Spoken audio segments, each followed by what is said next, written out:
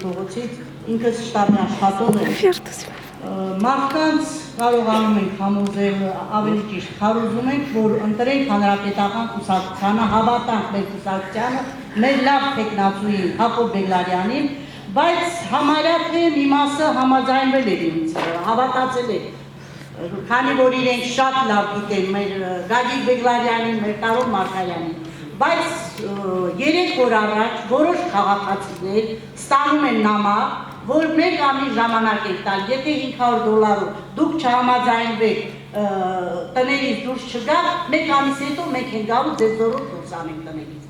Ապրում են մարդիկ, որոշ մարդիկ վթարային տներում, ինչ պետք է լինի, ես ինքս չնայած իրենց համոզել եմ, հանգստացել եմ, ուղարկել եմ Սադոյանի մոտ, պարոն Սադոյան իրենց հանգստացել է, բայց ես խոստացել եմ, որ անձամբ ես այդ հարցը ձեզ կտա, որ իրենք ամսի 2-ին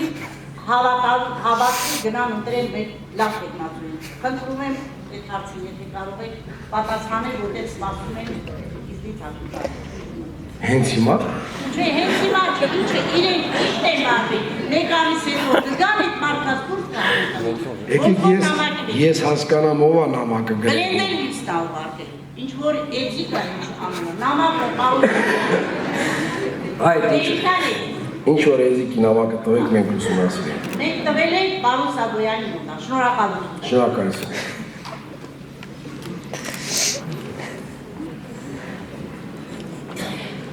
Շնորհակալություն, մեծարգո վարչապետ,